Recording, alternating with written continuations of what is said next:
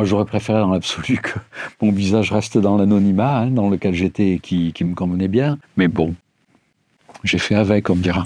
Les faits sont donc les suivants. Vers 11h30 ce matin, un véhicule Citroën C3 se présentait devant l'immeuble au siège de Charlie Hebdo, véhicule duquel descendaient deux individus habillés de noir, cagoulés et porteurs d'armes automatiques du type fusil d'assaut Kalachnikov. Dans une situation de chaos, il faut nommer les choses et mettre des mots sur les choses. On a besoin d'une parole qui soit claire, qui soit précise, qui soit rigoureuse et qui soit vraie. Il faut respecter la présomption d'innocence, il faut respecter la dignité des victimes. Il y a des choses qu'on ne peut pas s'autoriser à dire.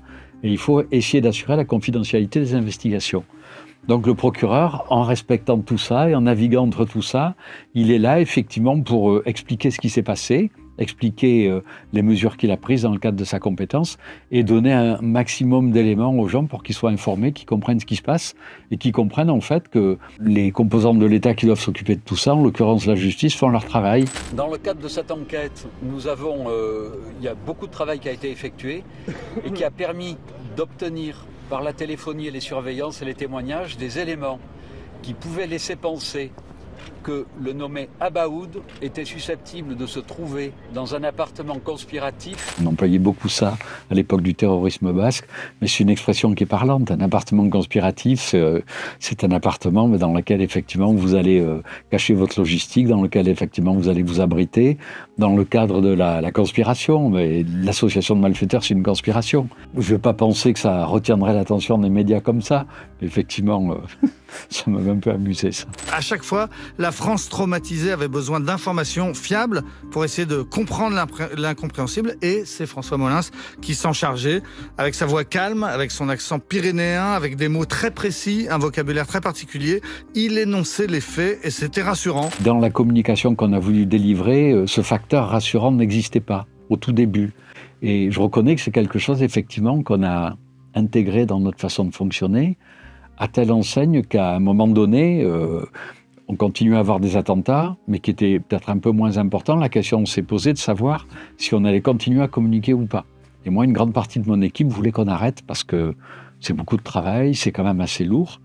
Et j'ai pas voulu. Dans la période dans laquelle on vit, je pense que si on avait arrêté, la société n'aurait pas compris et nos concitoyens se seraient demandé pourquoi, du jour au lendemain, il n'y avait plus de communication sur cet attentat. Je pense que avec les théories complotistes et tout ce qu'on connaît, on aurait alimenté une théorie consistant à dire que finalement on cachait quelque chose. Donc on a continué jusqu'au bout.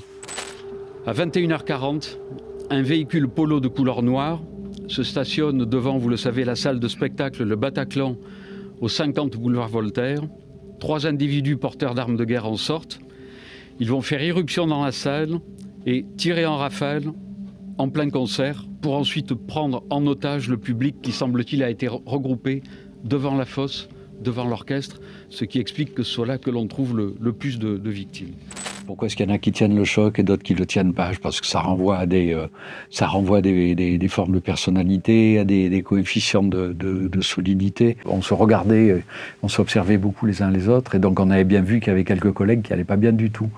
Donc j'avais demandé à l'époque à Mme Taubira, qui est des gardes des Sceaux, d'avoir un psychologue qu'on a eu tout de suite. Et donc du coup, on a été une dizaine à aller le voir. Moi, je pense que ce qui m'a beaucoup aidé, c'est que d'abord, j'étais dans un cadre familial conjugal, familial sécurisant.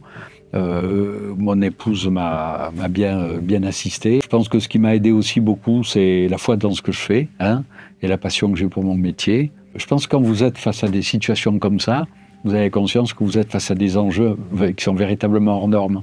Dans ce genre de situation, on s'aperçoit en réalité qu'on est capable de choses qu'on n'aurait jamais pensé être capable d'accomplir. Donc finalement, l'événement quelque part va vous transcender, et le courage collectif. Parce qu'un parquet, c'est une équipe. Et dans une équipe, quand on se serre les coudes, effectivement, on est beaucoup plus fort. Ces terroristes sont donc atrocement frappés. Il s'agit d'une tragédie pour les victimes et leurs proches, auxquels je rends à nouveau hommage ce soir. Sachez, et j'en terminerai par là, simplement que les pouvoirs publics et le parquet de Paris restent totalement mobilisés au service de la prise en charge des victimes et de tous leurs proches. Des regrets, bien sûr, parce que rien n'est jamais parfait. Il y a eu des loupés sur...